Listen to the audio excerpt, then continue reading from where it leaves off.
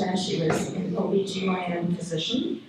She now is the coordinator for the Afghan Alliance of Maryland with Luminous, and that alliance, we are part of the alliance, as is the Baltimore Presbyterian and a lot of other faith communities and civic organizations. So it's been really a pleasure and very enriching for me to be volunteering and interacting with Chakra over this last, quite a while, almost a year, really, almost.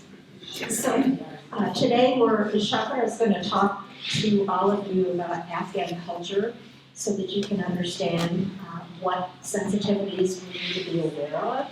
And she'll also talk about what we're hoping Towson can do and what Luminous will provide as support. And then Susan Crable from the Baltimore Presbytery is a wonderful resource, and she's agreed to be with us here. I'm so thrilled. Susan is the staff person from Baltimore Presbytery that is participating in the Afghan Alliance and has a long, storied career in refugee resettlement with various organizations, including Church World Services. And she splits her work time between General Assembly and our Presbytery on issues of refugee. She's an expert on refugee resettlement, but she also heads up PDA. Not heads up, but I do the refugee work for them. Yeah, does refugee work and for PDA, Presbyterian Disaster Relief. So, all right, so Chakra.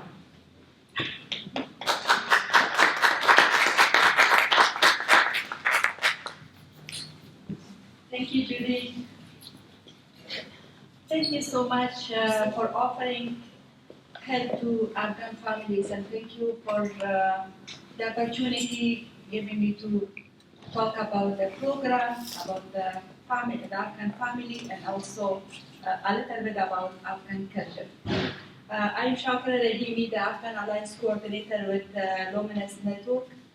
I joined Luminous in last December, and in background, as Judy mentioned, I was a physician, OBGYN physician in Afghanistan, and I worked with the U.S. government from 2002 to 2014 as a coordinator between Department of Health and Human Services, CDC Atlanta, and the Ministry of Public Health in Afghanistan.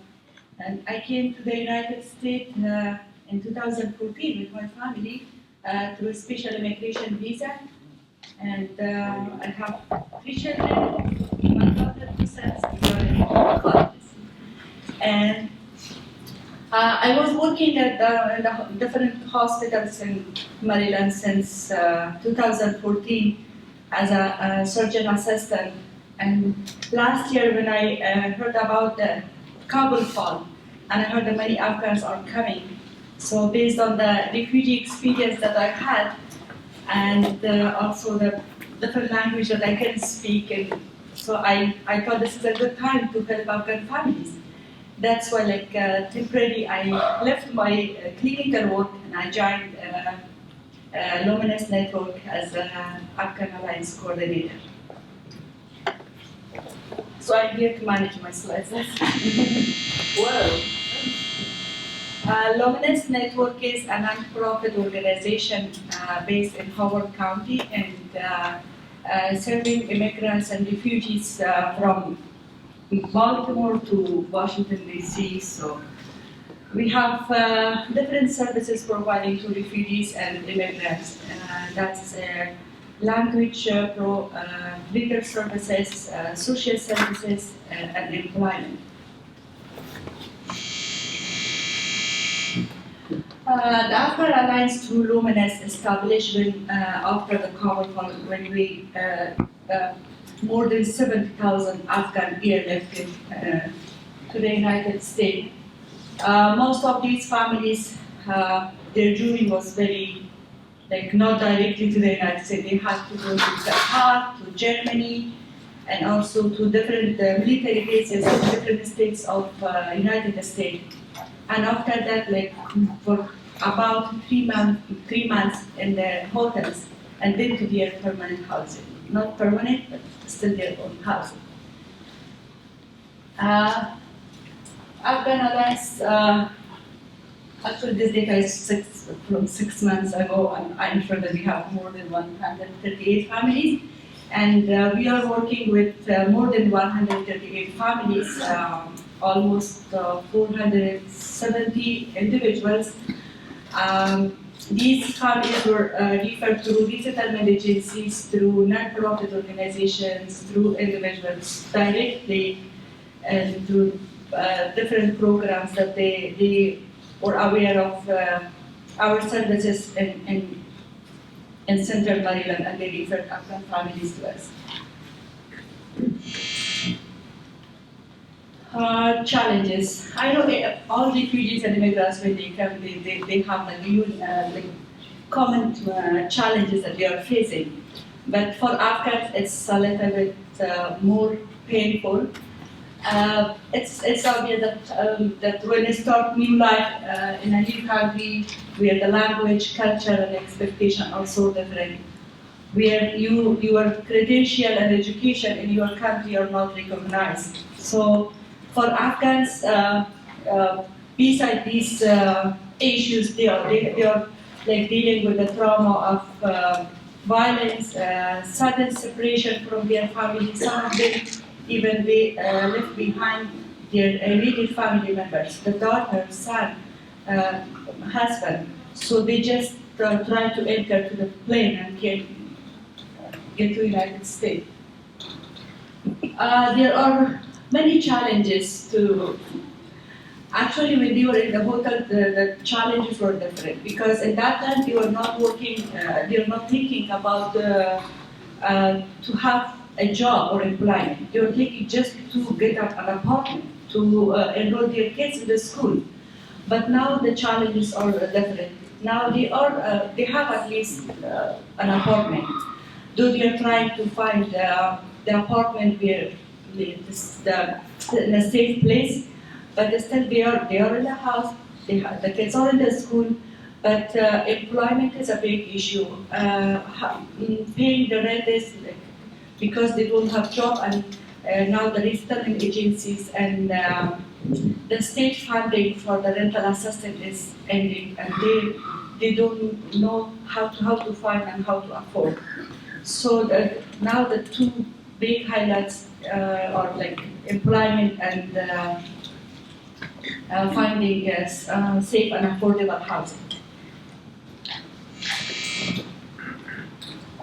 Let's talk a little bit about Afghanistan because we will be interacting with an Afghan family.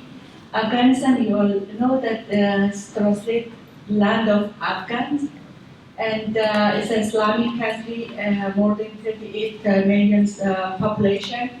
And Afghanistan has been a war-torn country for decades. I was 6 years old when the war started.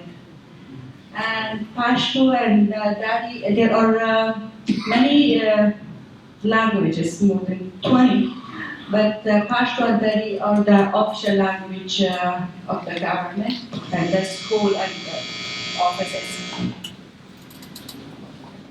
Afghanistan, like other countries, has a rich cultural heritage of more than 5,000 years.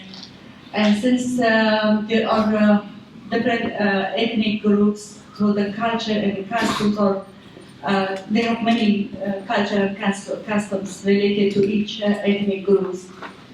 Geographically, Afghanistan is located in two major cultural areas, the Middle East and Central Asia. Hospitality is an integral part of Afghanistan culture. So they try to offer the best food they have. I know everyone, but Afghans are very even pushy. Even if the guest is like to fall not hungry, to eat. And they offer tea and also even within the family they have a habit of drinking tea multiple times during the day. And for the food they have. We have like a common recipe for each type of food, but some families they follow their own recipes. There are many cultural tips, but I just highlighted some of them, which is maybe important when our volunteers are interacting with the family. The first one is the spacing while we communicated, like for member of the opposite gender, the distance should be an arm distance, like this. And women are expected to keep their heads covered in public, but it's not like for all Afghans. Some of Afghans are very modern, some open-minded, some closed-minded. Like I use a skirt, but my daughter not. So it's individual preference to have one. But this is not usually the case for foreign women. Fasting and praying during the month of Ramadan. Ramadan is 1 month each year that we all must be fasting. But there are exceptions for anyone who is sick or they have different issues, so they can eat and they don't need to follow them. The family is an important aspect of Afghanistan culture. Men have the responsibility to earn money, but this is in modern Afghanistan, and now so women also they are working. Since they are educated, they can work and they can earn money and help their family. Hospitality again, so I brought it, so it's very a significant role in the country's culture and tradition. Visitors are treated with the utmost respect and are offered the best that they have in the house. Greetings. A common greeting is salam, and salam alaikum. Salam is peace and alaikum is to you. So salam alaikum is peace be upon you. People usually place their hand on their heart when they to show their respect during their greetings. And inshallah is a common Arabic use term that we are using. And when we use inshallah, we think that God will help us to do it. So that's very common term that we are using. And if a man do greeting with the women, so they put their right hand on the heart and just nodding and say salam, but they don't do any handshaking.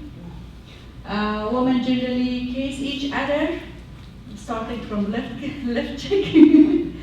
If a woman wish to shake the hands, so they can extend the hands first. But it's different.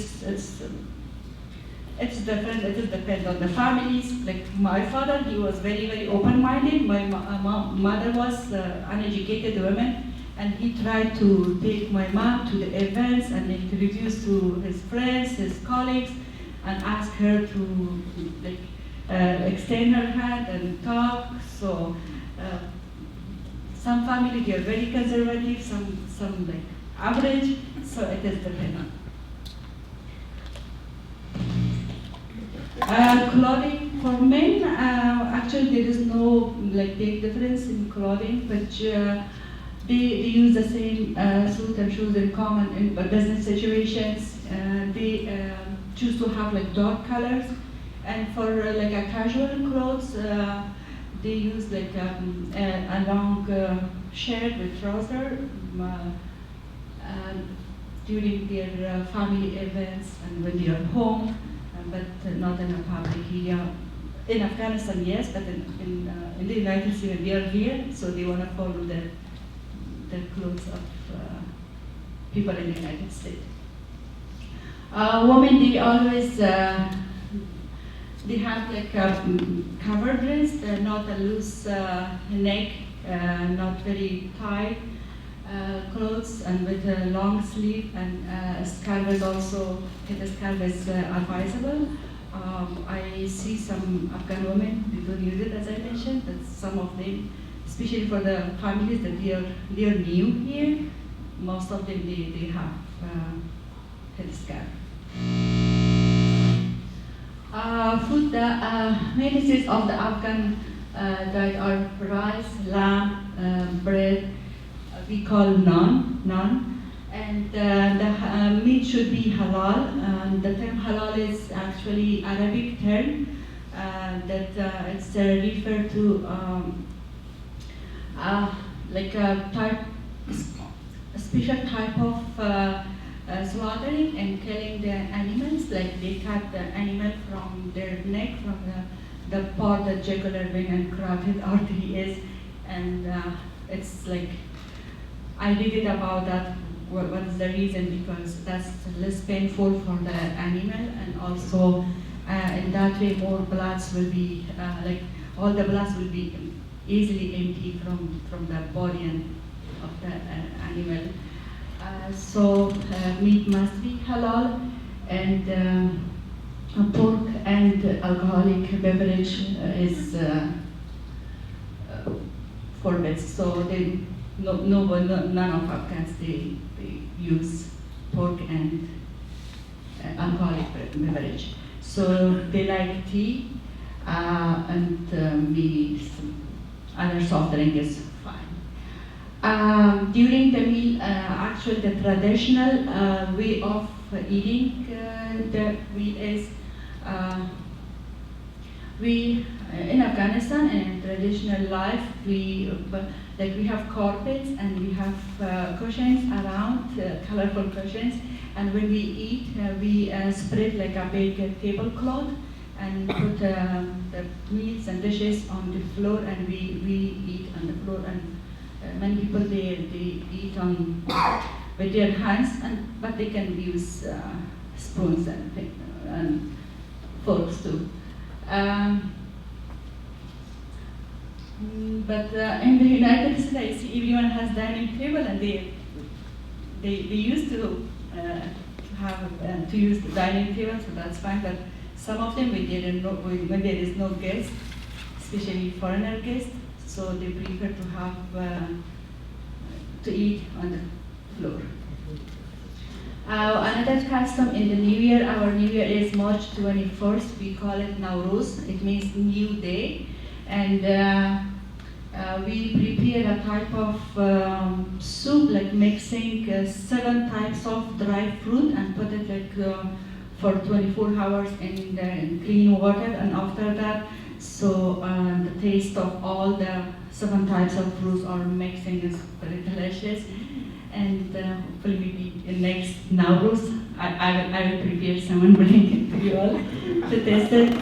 And or maybe a Hari family, I can ask a Hari family to do that. So that we call it half mewa, means 7 fruit. That's traditional culture in New Year.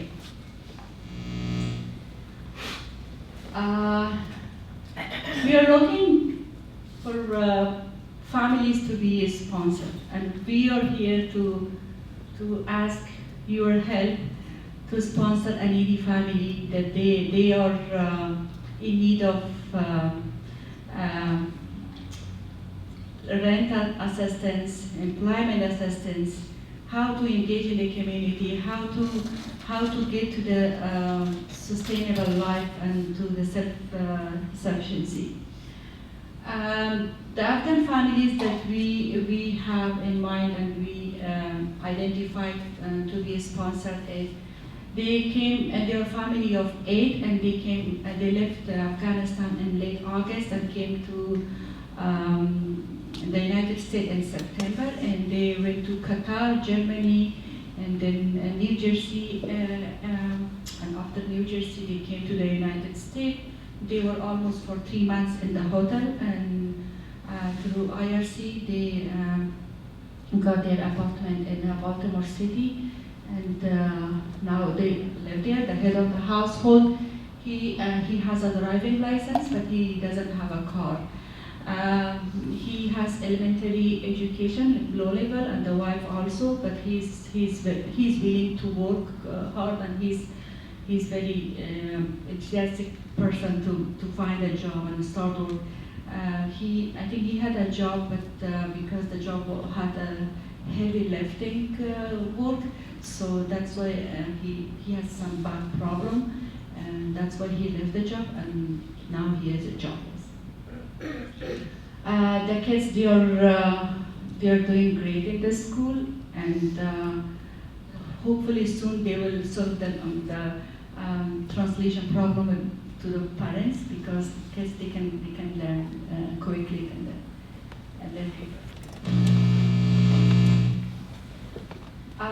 The goal of the sponsorship actually will be to support the family and individual in the family in the journey toward the self-sufficiency, because we know that sponsorship is always not long-term support, is short-term, but each family, since they have a different need and different progress in their life, so we need to work with the family, and the good thing that I learned today, based on Susan's experience, we need to have a unique goal, which will be developed through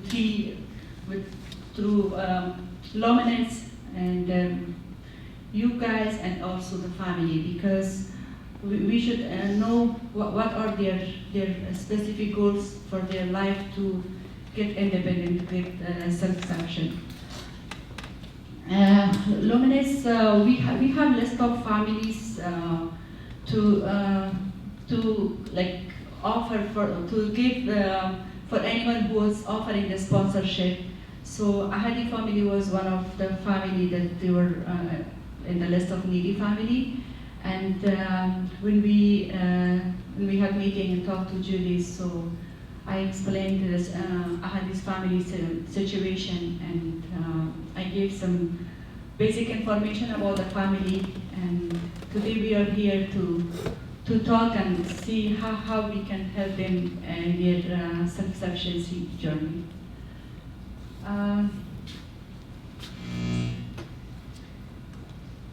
There are also some help and supports we will propose from the Thousand Presbyterian Church, and also there are some type of support that Luminous will do.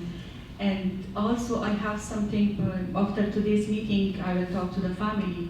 They should have some responsibilities too, because if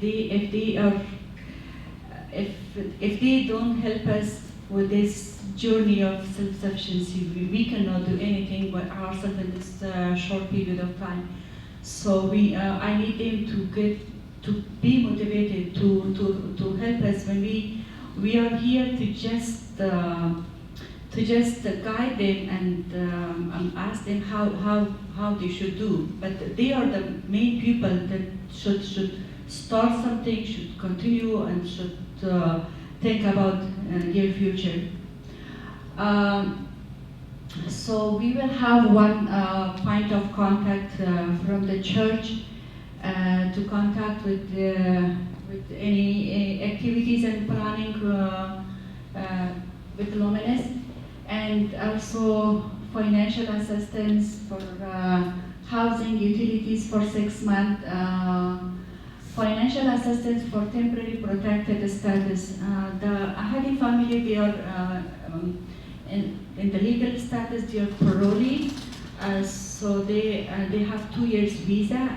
But I think these days IRC is introducing them to an attorney, so they will have interview for their asylum application, but we are not sure whether their asylum will be approved or not. So through Luminous, we offer them TPS, assistant in TPS application. TPS is something like separate from the asylum, so they will have like extra support to stay legally in the United States. And so Luminous did some fundraising, and we have some fund to help those families that they don't have any sponsor. But for families, if there is a sponsor, so they can pay the Romanes fee, and also if they are receiving the food stamp or Medicaid, so they will be paid from the government fee, which is 900 per person, is a lot. And for now, the families, since they are in the process of asylum application, we like hold on the application for TPS. That's like maybe, because if they are not approved, so we can apply for TPS. If they are approved, the family prefer to stay with their asylum application and not apply for TPS at this time. Employment efforts, we have employment team through New American Staffing, so we need to have a coordination with the New American Staffing, and also if any other employment opportunities identified by church, so we can coordinate how we can be a support and how the church can be a support in regards to the employment.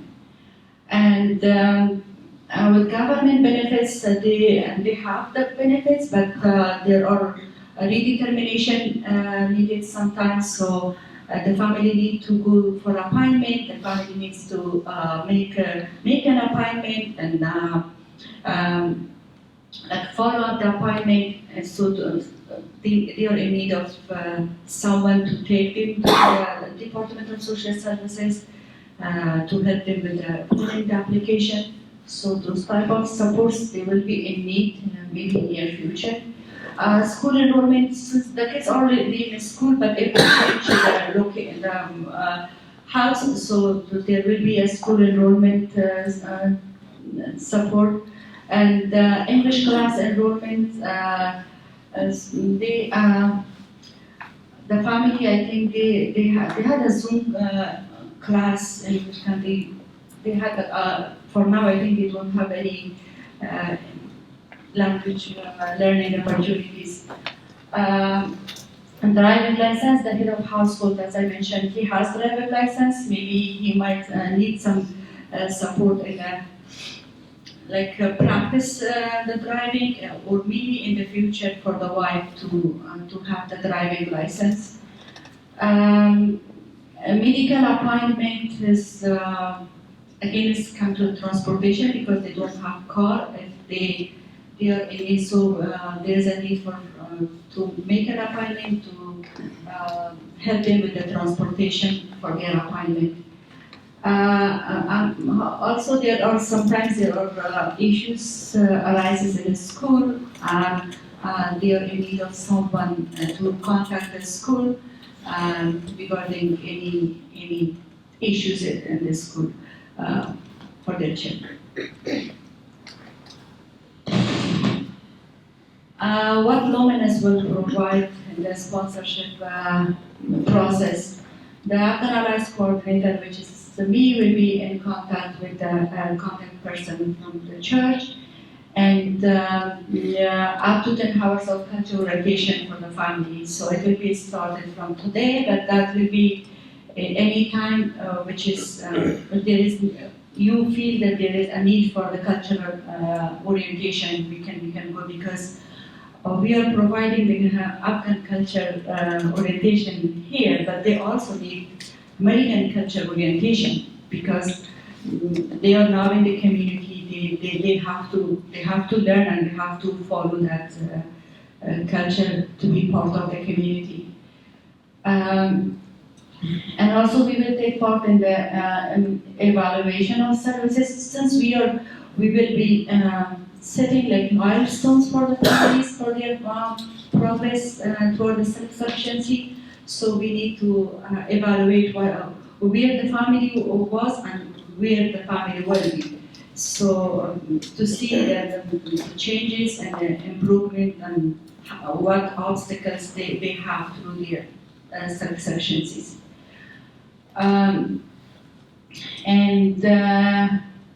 If there is, sometimes we receive like lots of donations, so we can inform the point of contact from the church that we have number of donations, But since we will be doing like regular need assessment, we will have what the family need. So if we have the need of the family, so we can match it with available resources. And then I can inform the family or the contact person at church that we have this resources and this is something the family need and we can provide. And also the family, sometimes we conduct social event and religious event, like we had iftar ceremony, we had Eid ceremony, we had Nowruz ceremony, so we can inform the point of contact to invite the family. And also we have a social services coordinator in our office. She's well experienced on government benefit, how to apply if there is an issue with your government benefit. So based on the experience she has, we can use her experience to support the family and the point of contact. If there is school enrollment, English class, and other social services need, we can orient, or if there is need for training, that person from Lomanes will Dr. support. Can you just speak a little to the home cooking workshop and the sewing program? Yes, sorry, I think I paused that. So we have a sewing. We call it collective because it's not like not like a class, because the women they also use their skills, but just it's a time that all the women they gather in St. Francis neighborhood center, which we have a welcome center now. So they have a gathering there, and they have machines, the supplies, and we have a facilitator that she can help when there is a need for how to cut, how to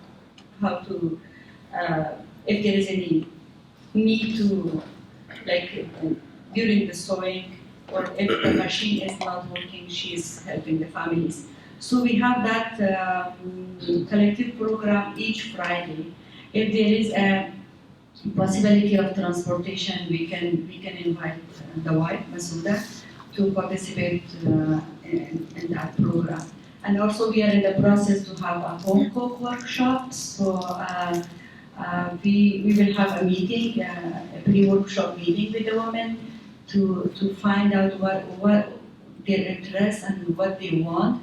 And then we will have a workshop about the home cooking, because most of the Afghan women, they don't have education and they cannot start working outside right away, and they are interested to take care of the children and also do something at home to help the family and also to help the community. So that workshop, they will receive like a basic certification for the home cooking. So that's very basic workshop, how to make something at home, how to label it, how to from health perspective, how to maintain those foods. So those are some things that I send the proposal, and hopefully we will have the workshop soon, and I will invite the family. And English classes, we have English classes Monday and Wednesday, but I'm not sure if that's possible to take the family like twice a week there. So Where is the center? the center is in Reservoir Hill. Reservoir Hill. Reservoir Hill, yes. Oh, okay. So the center is Monday, Wednesday, and Friday. We have English classes and sewing classes there, and sometimes if there is a donation drop-off, and so we have any other events like the workshop or any, like this Saturday today, we ask families to apply for the energy assistance, and we provided volunteers to help them apply for energy assistance. So if we have such programs, then we inform the center and reserve a room, and we can contact the Address Mr. Noween and or Mr. Talwani, Mrs. Talwani, how would we call that? We spoke to that. Well, you can we can call them in the first name. It's Okay. like Ahadi. His name is Navi. We can call him Mr. Navi or Navi. That's fine. And like the wife Masuda. So just the first name.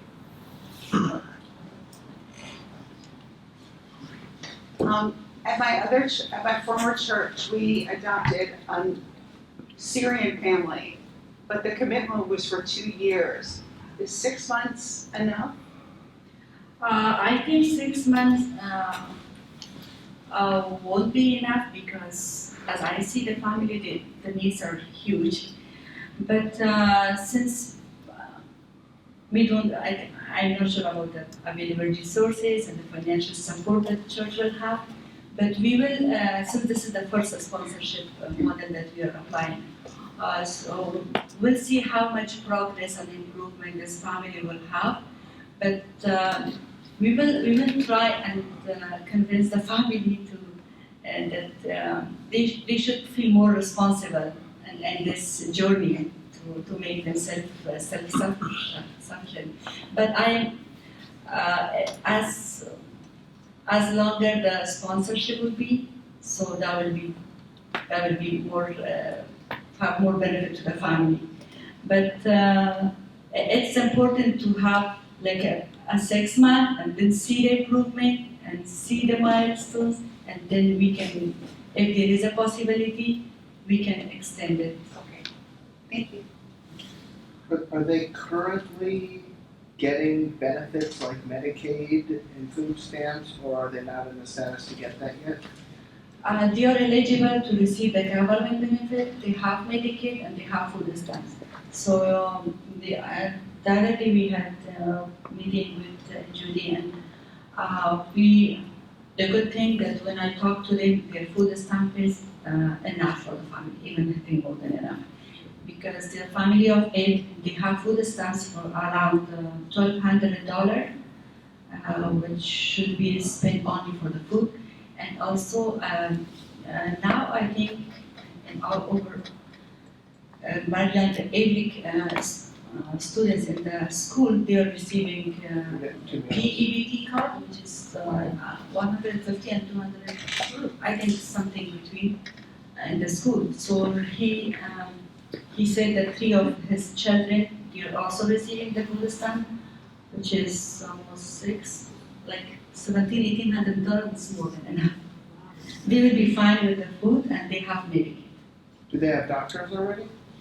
Yeah, they have primary care doctor, but I'm not sure if they know about who is the doctor, when they should see it, because everything was done through the caseworker. And when sometimes they're sick, they send a text message that I'm sick, and then I ask them who is your doctor. They said we don't know. Which hospital you are going, which hospital last time you visited, they don't know. So these are something that we need to work on. How old are the parents? Yeah, I don't remember, but maybe around 25. It's much younger than me. We'll find out. We find a home for them and they move in, does anything come with them that they've already received in the way of donations for living? Yes, so they have like the basic housing items. They have furniture is not new but it's usable. And when I asked them about the initial need assessment, what is really you need now for the housing that you can, they asked for a pressure cooker. They said we have a family of 8 and we need a big pressure cooker. But they come with their beds and furniture. Yes, they will, if they move to the new apartment, they will bring all whatever they have. It seems like getting him employed is probably the most critical linchpin to this whole thing. What's happening in that regard is anything at this point? I think it's a good question because if you get employment is like a significant part of this response. If you get employed and the wife get employed, so they can, it will be easy for them to get satisfaction in a short time. So he has I think a resume, but we need to work more on his resume because sometimes they have skills that it's not included. When we talk, oh, do you know this, how you work there? So now, when we talk to them, they are like expressing their the skills, the knowledge they have, but it's not in their resume. I haven't checked it in his resume, but we need to work on his resume before applying to any positions and referring to any company. So for employment, we should start, I think, from the beginning, like working with his resume, and then talk to him what type of work he can do, because already he said that I can do any type except like not heavy lifting. So he said I'm good with packaging, I'm good with driving, I'm good with the customer service. But that's also related to his language, his English language. He has to improve that to be a good fit for the customer service.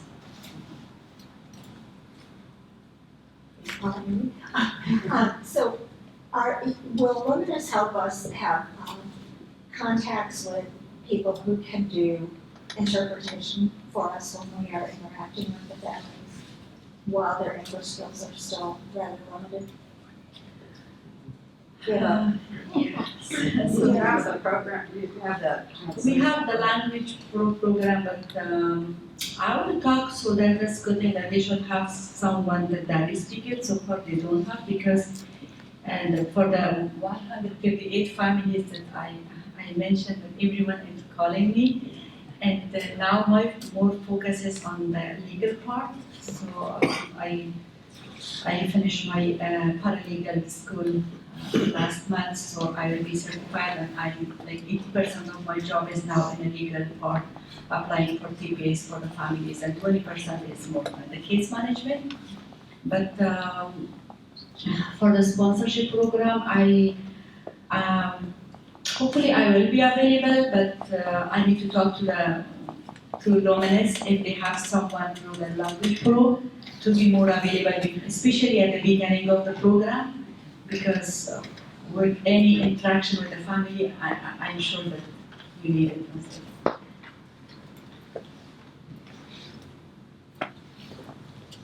Do you work with the families, like for a family in this situation, to work towards them eventually getting a GED, which would open up the employment opportunities?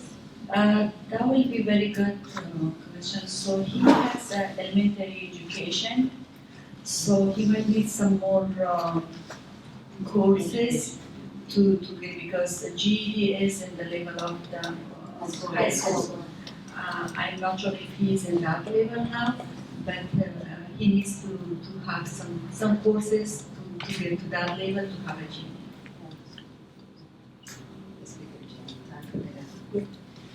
All right. Thank you, Chakra. Thank you.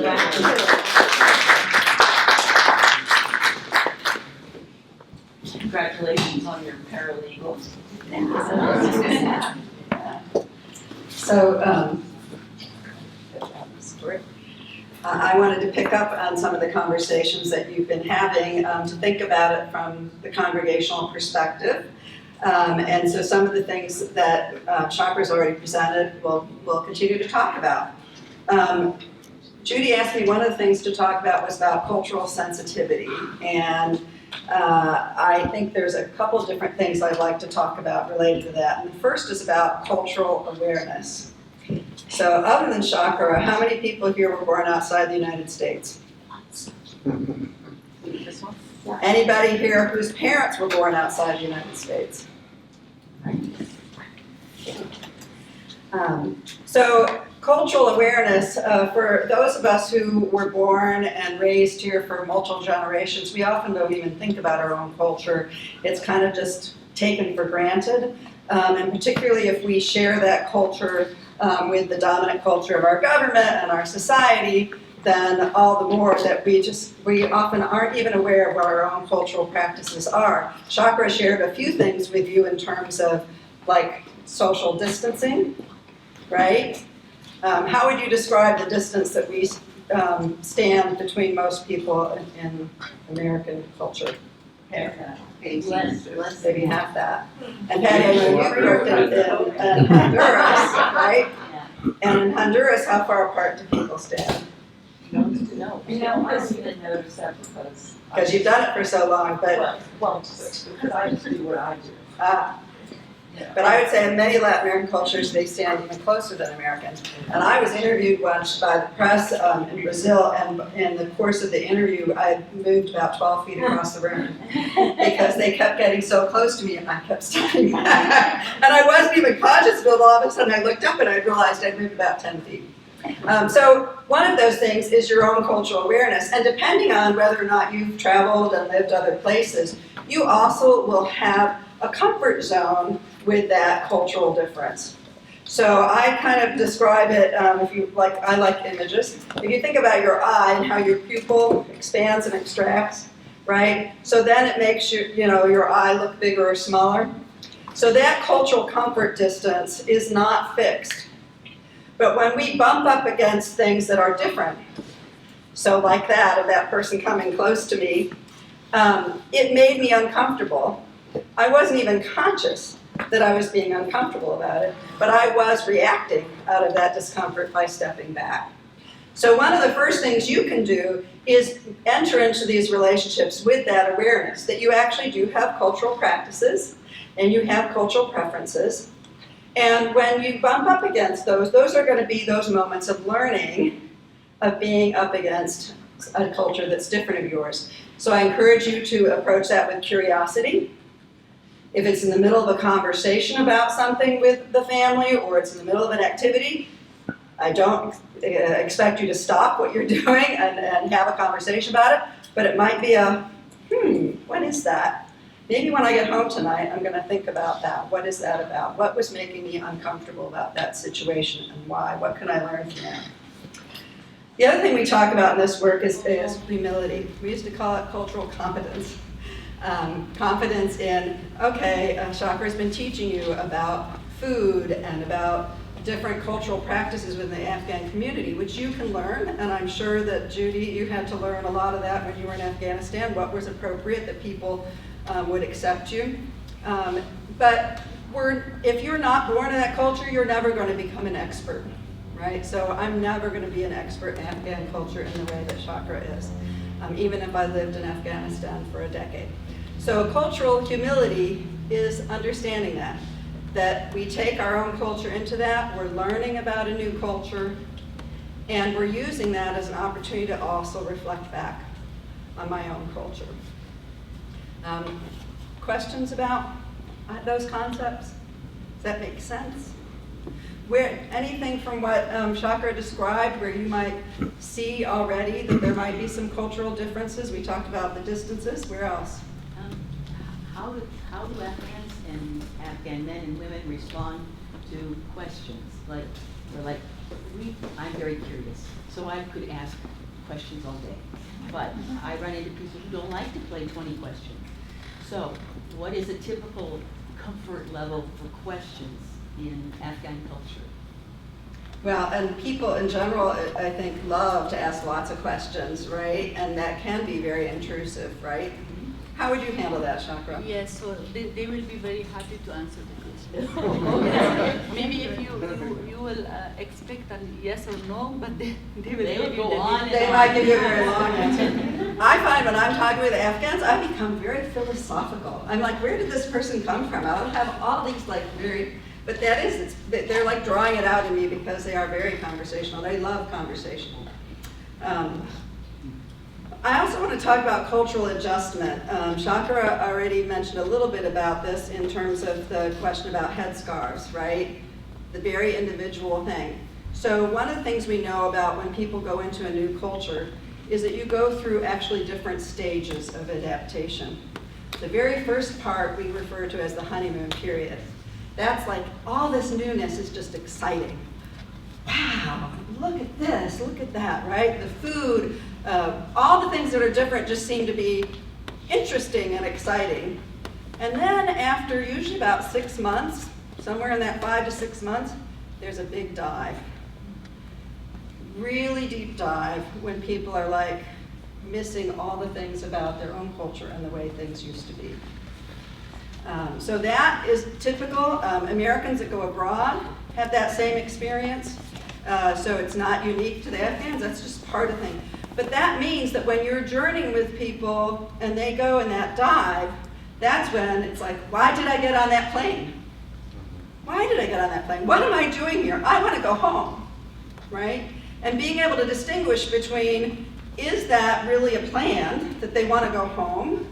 Is it a moment in time of distress that's saying, I can solve these problems I have here by going home?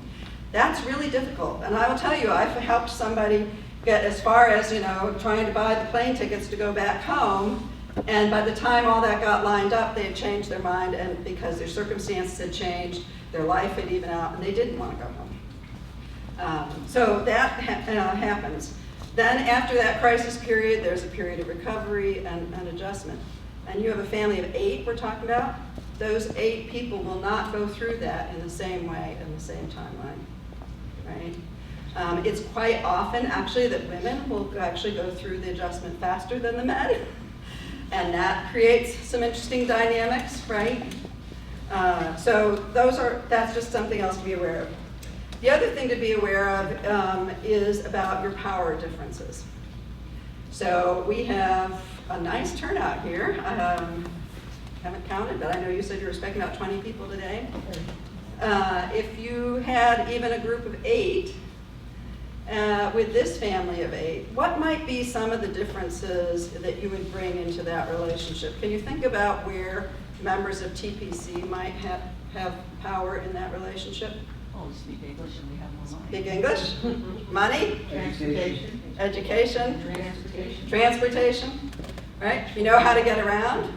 You are an organized group, so that in and of itself also gives you power, right?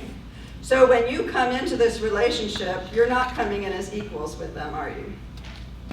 So where would the Hadi family get their power from? Where is their power in this relationship? Strength of the family. They made it this far. Thanks be to God.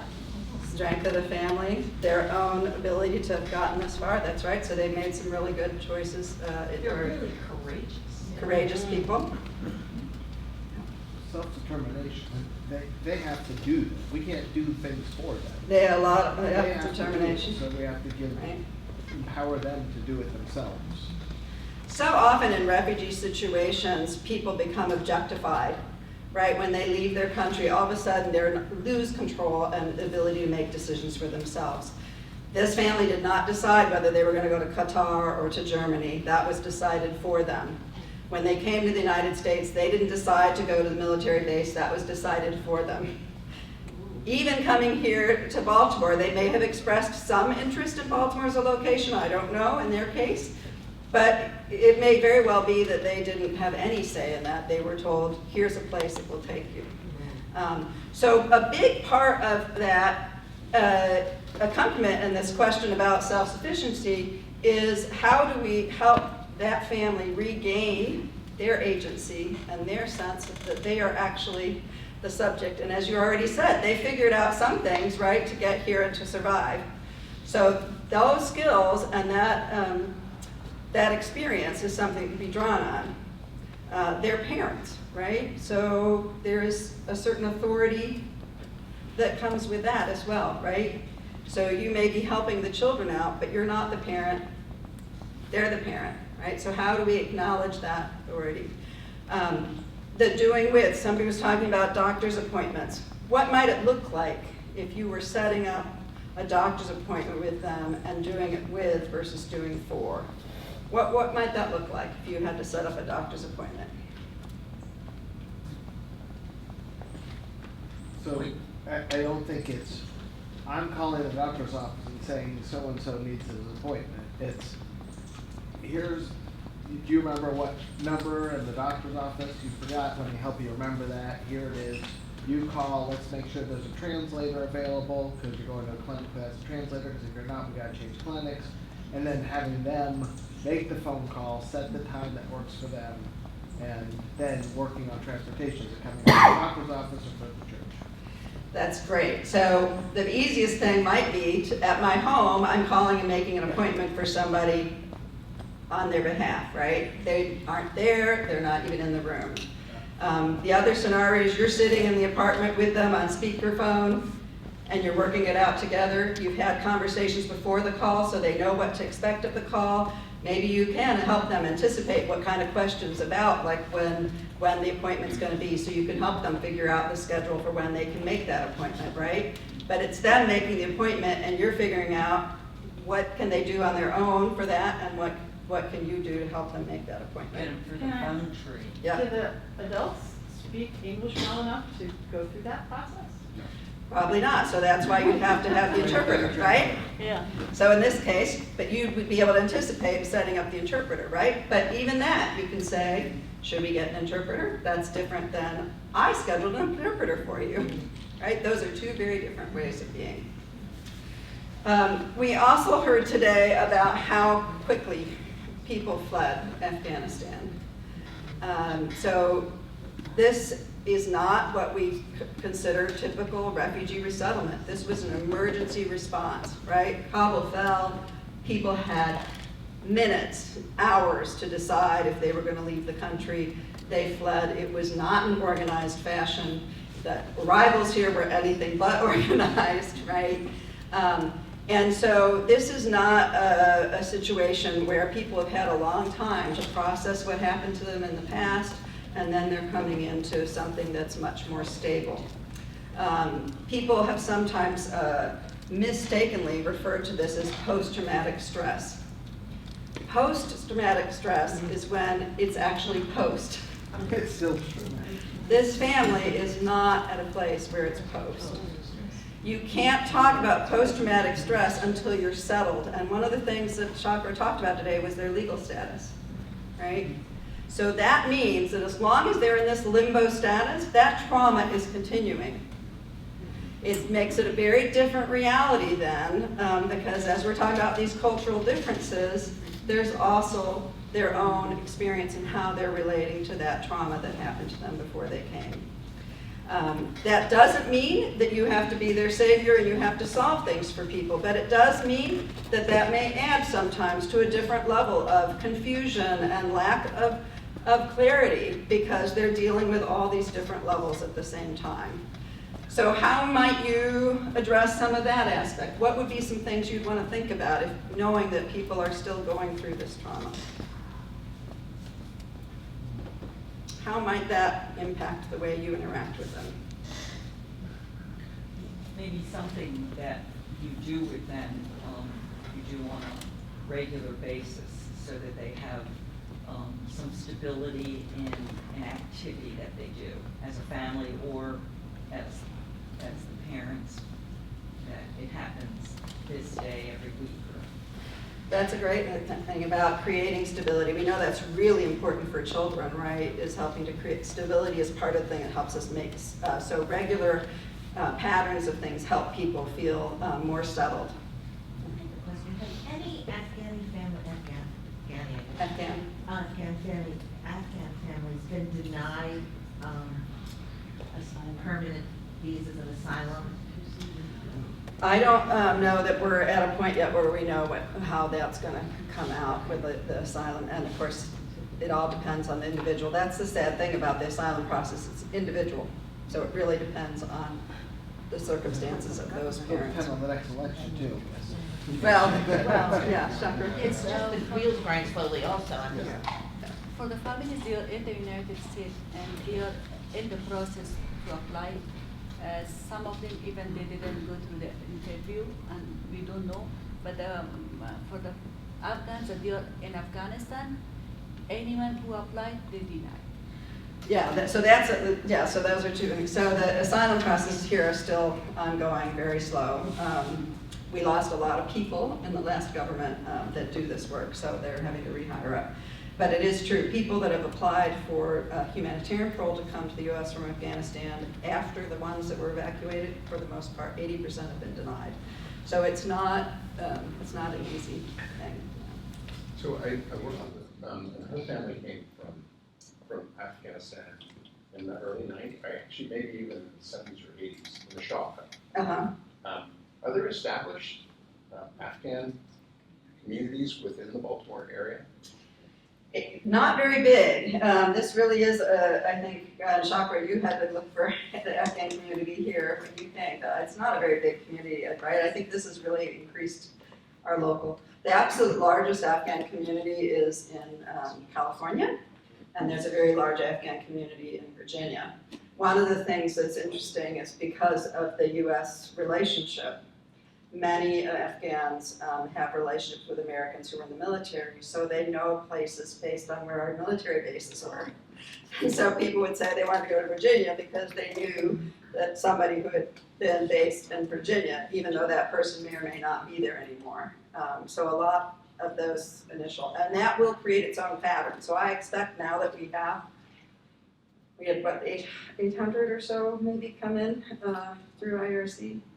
I imagine that will draw more and more people over the years. So I guess it goes to the second part of mine, which part of this is we would become their community. So in a sense, or provide some sense of community. You will be part of that community, and that leads me to what I love. There's a church in Kentucky, they talk about being the first friends. The first friends, and not the only friends, but among the first friends. And part of their deciding where to live is going to probably depend also on whether or not they can be in community with other Afghans.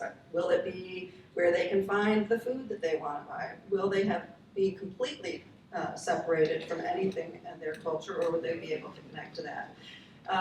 But one of the things that we often use this term self-sufficiency, and I don't like it for certain reasons, because in the U.S. culture we have this whole kind of pioneer idea of pull yourself up by your own bootstraps.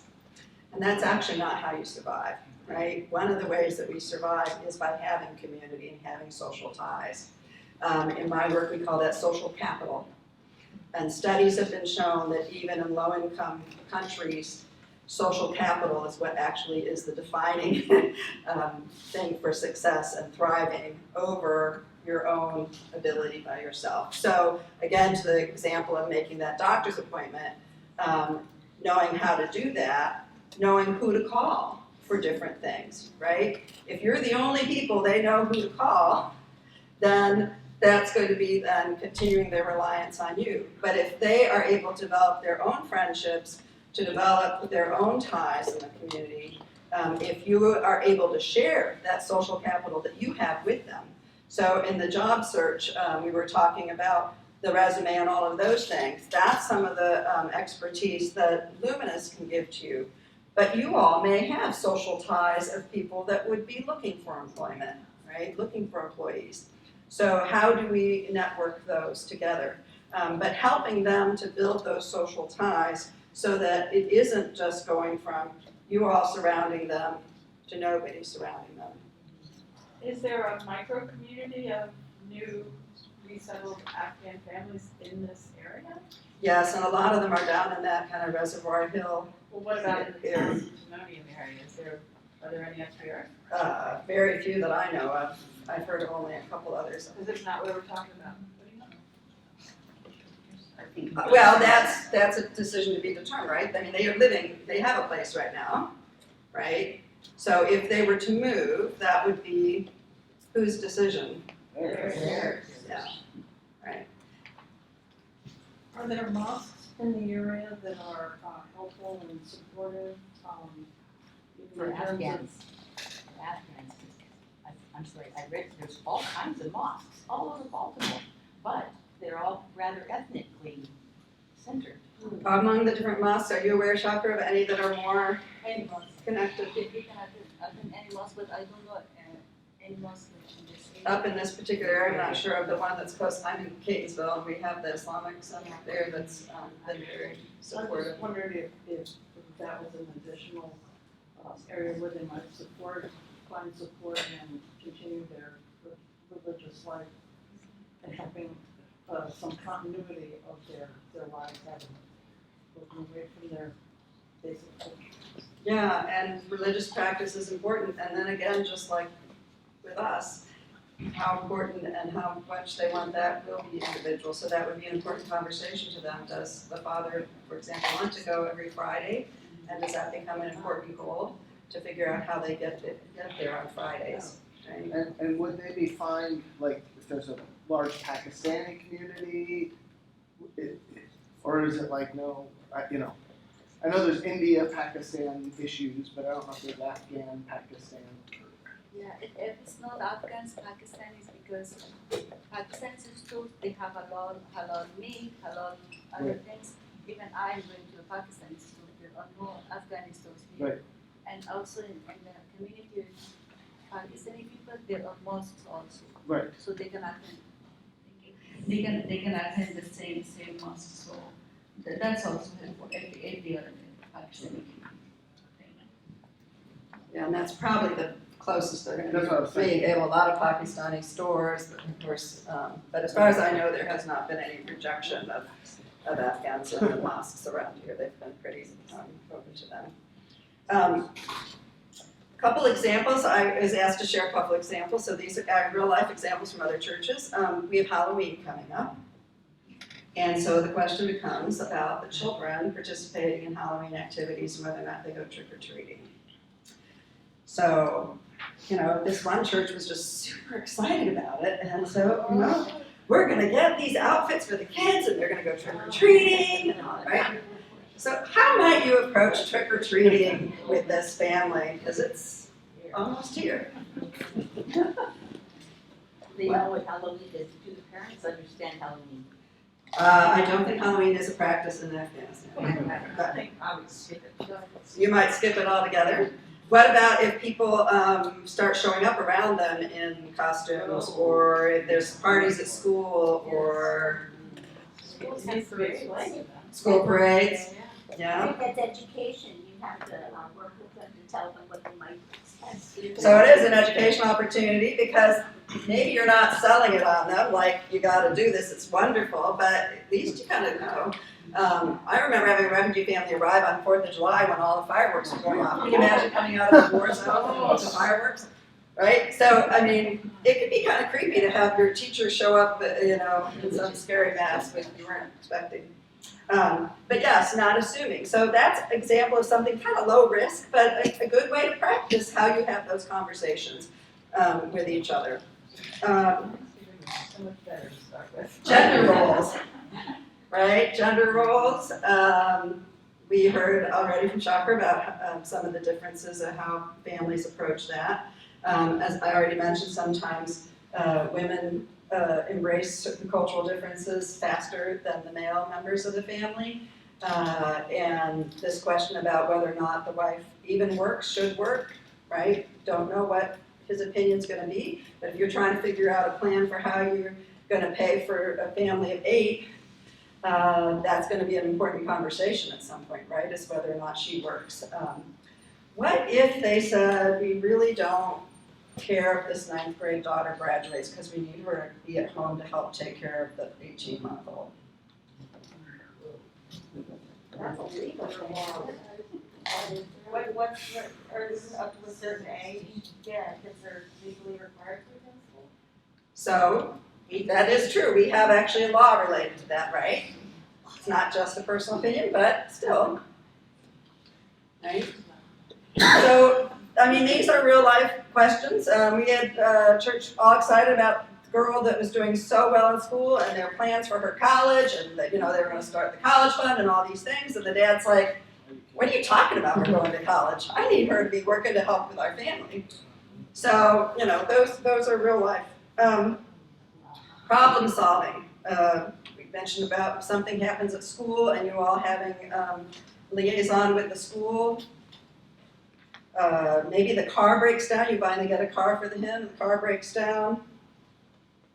How would you approach some of those conversations with them?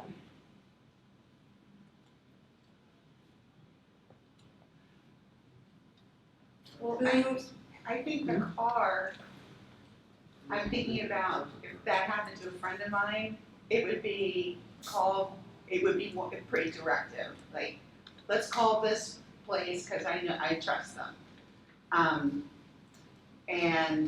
But that's completely different than your other example. Well, so one of the pieces of that problem is, can you get it fixed, right?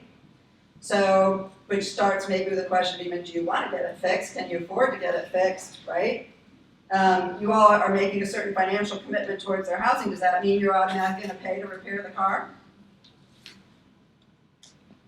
If you bought the car, does that mean you committed to repair the car? Right, so, right?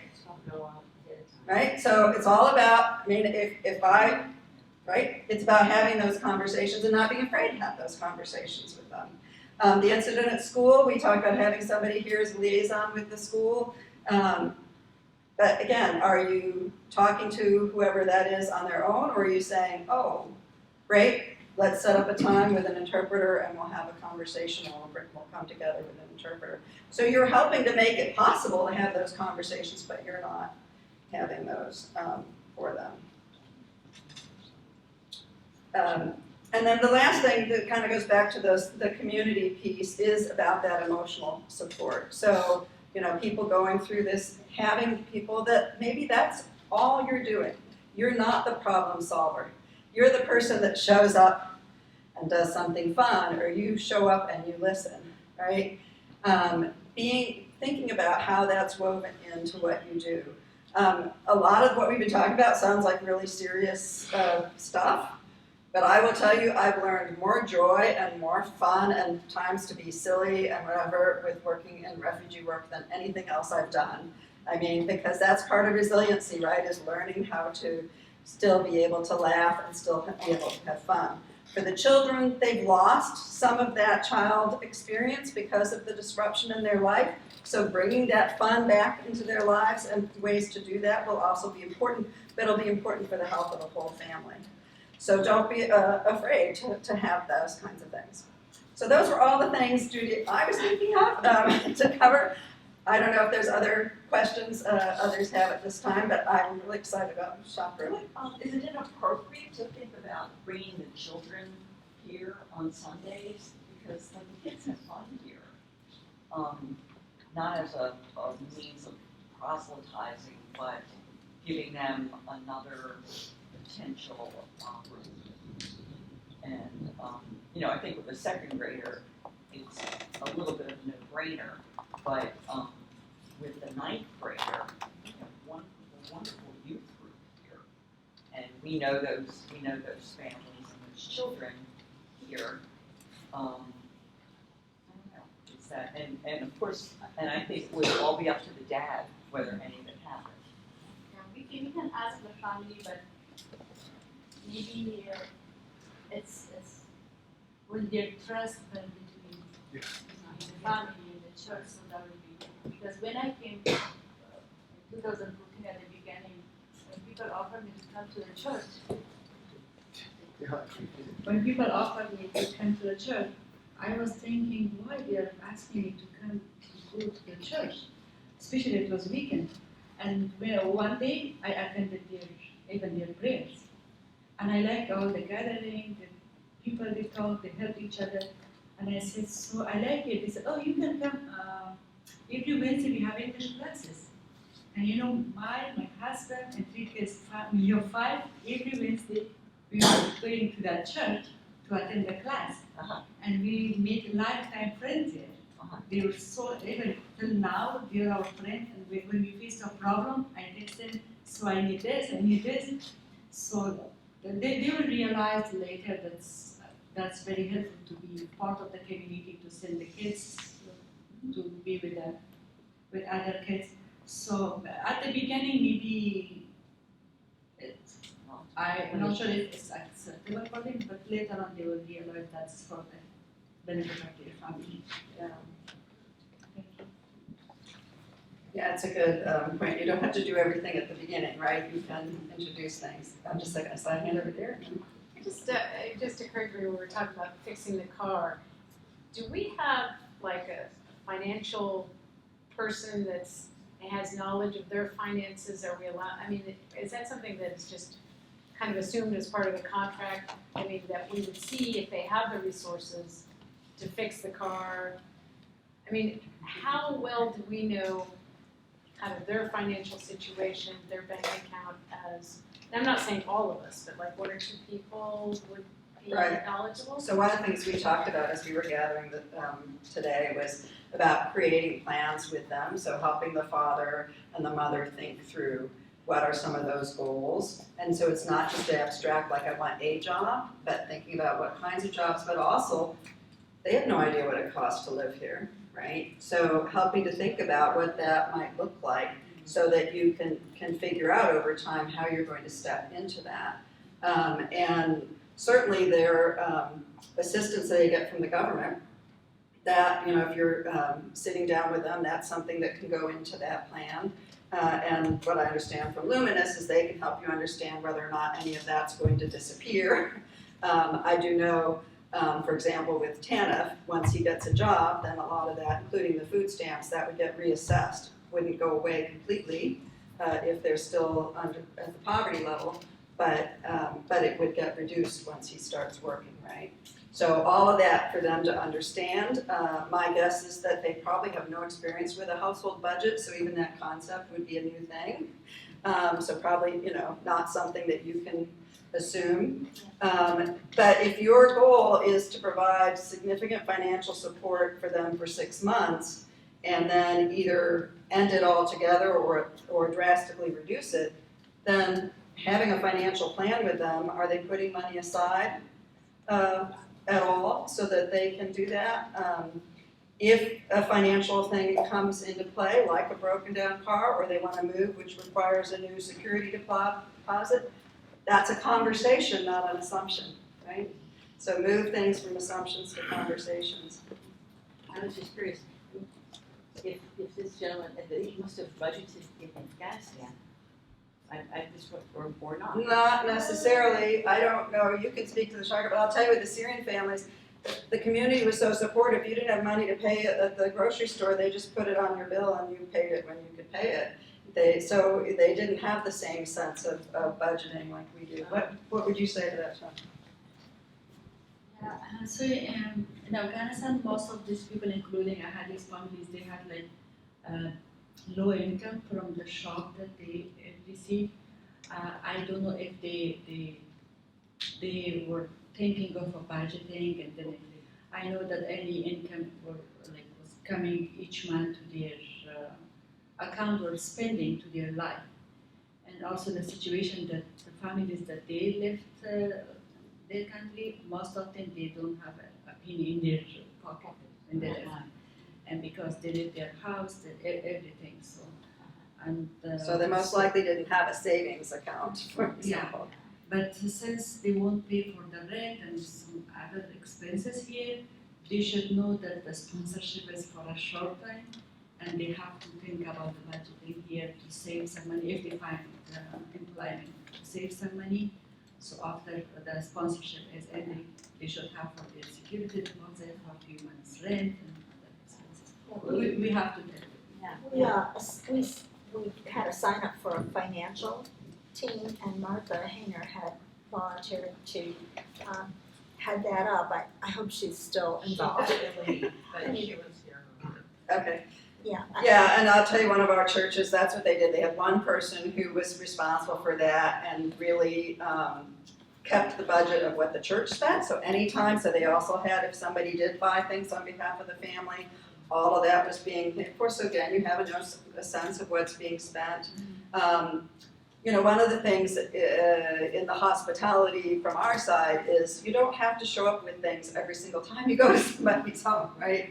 Because that, again, seems like you're, Santa Claus. Every time you show up, you're bringing things. So I really encourage people early on to mix in visits where nothing's being brought. You're just coming there. And the receiving of that hospitality is super important. So plan to drink a lot of tea in the next couple months. So I'm a little confused because I thought number one priority was moving them to the county to get the kids in county schools, but it sounds like that hasn't really been established.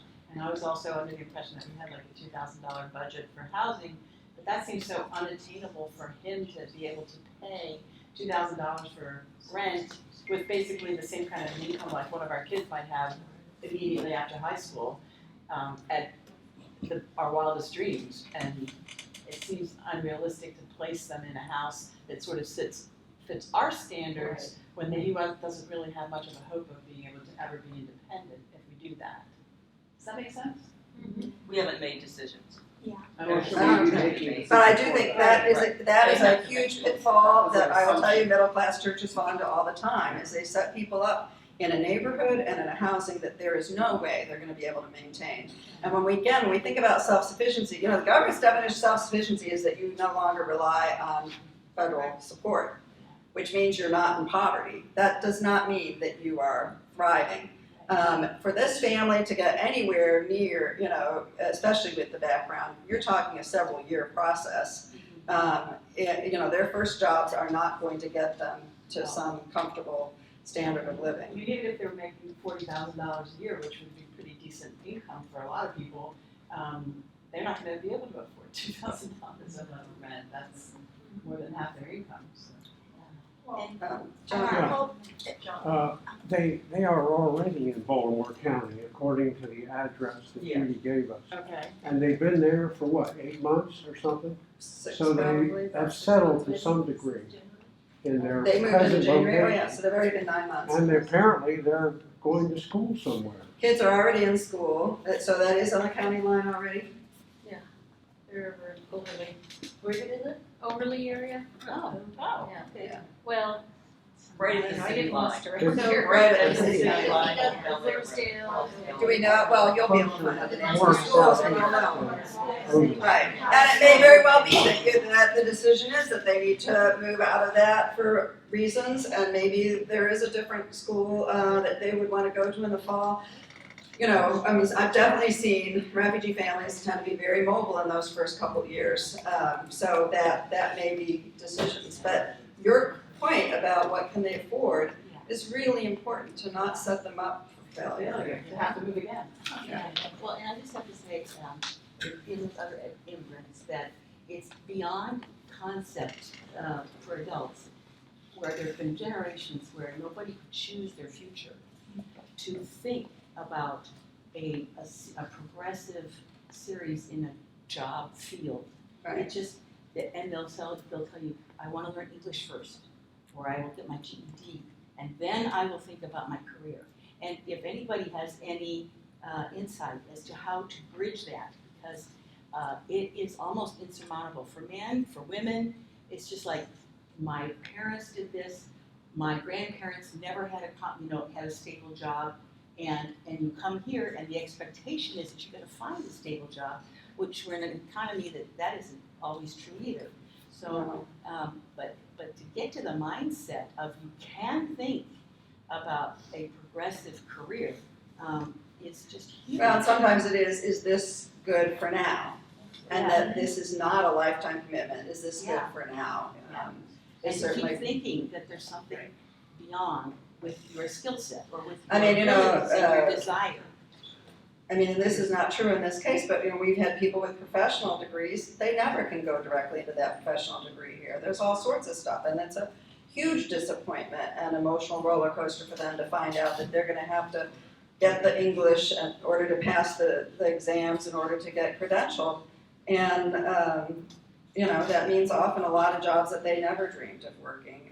In this family, it'll probably be different. I'll tell you another thing related to this situation we've had in other churches. And one that didn't handle it well, one I think did really well. They had church members hiring them informally to do different jobs. Had people who did landscaping, so then they just hired them to do some of that landscaping. Great idea. Paid them $20 an hour, and here's a little extra and whatever. So then when the real job offer out there for landscaping was $15 an hour, they're like, no, I'm not taking that. I was making better money with these informal jobs that the church members were giving me. Another church did the same thing of offering, but they agreed on what was the going wage. And if anybody wanted to give anything above and beyond that, that was just what went into like what the church's coffers for supporting them. But that way they weren't setting up again an expectation that your first job in this country is gonna be, you know, $20 an hour if you're working in a warehouse, because that's probably not realistic. The ninth graders could conceivably work Yep. part-time. Yep, and that's how most of these families survive, is the high schoolers also get jobs, and often they are like your tips, you know, at restaurants, that kind of thing. And that's how they make it. But then that, again, that comes up against, do you play soccer or do you work at the, you know, after school? Judy, are they at Parkville Pond? I don't know, kids do really take it up very quickly. I will comment on something that Chakra said. It's true, the kids can become great interpreters, but that's great when it's things like, do you want to come do this activity, you know, talking about things that aren't so serious. I would not be asking them to sit down to help talk about a medical appointment, to talk about economic issues, financial issues. That happens a lot in immigrant families, and it's a horrible burden on the children to have to learn all this stuff about their parents' problems that they would never be asked to do, and if they spoke the, you know, the language. So just be conscious of that if it's moving into the conversation that is serious. And I did see in the budget, it didn't have a dollar amount next to it, but you did mention interpreters in your budget. So thinking about having interpreters, those phone interpreters do work pretty well for a lot of things. It's not actually bad when you're having a serious conversation because it takes that body out of the room. They're just a voice. If you do use interpreters, the interpreter is not who you're relating to, you're still relating to the family. So it's really important to have the eye contact with the family member, not with the interpreter. I think if that clock's correct, we've gone over. We have gone over. Any other last questions? Yes. Shakra, do they speak Farsi and Pashto or just Farsi? Just. Any other? Yeah. That you're aware of? Dari is the, yeah. So a number of you, You take that one. a number of you already submitted for background checks for Lutheran Social Services. And Luminous is going to accept those background checks, but anyone who did not submit one for OSS will be getting a link or an invitation sent from Luminous so that you can submit one. And the church will be paying the fee, or the Mission Outreach Committee will be paying the fee for that. Judy, do you have a list of who's passed their record, Yeah, I got a list from Lutheran Social Services, and I will send them all out to all of you, so you'll know. including the list of who didn't pass? No. They didn't tell me who didn't pass. I didn't ask. I wondered about that because we never got any, I never got any I know. acknowledgement. Maybe a blind CC. Do you guys give the results to people? Do you tell them when they pass? I think that's who's ready for them. Right, okay. It's a third party, I believe. Yeah. All right, well, I'll let you all go if you didn't eat yet, like I didn't. Please grab some food on your way out. And I'm so happy to have you all here. This is exciting. Lots of challenges, yeah. So thank you. Oh,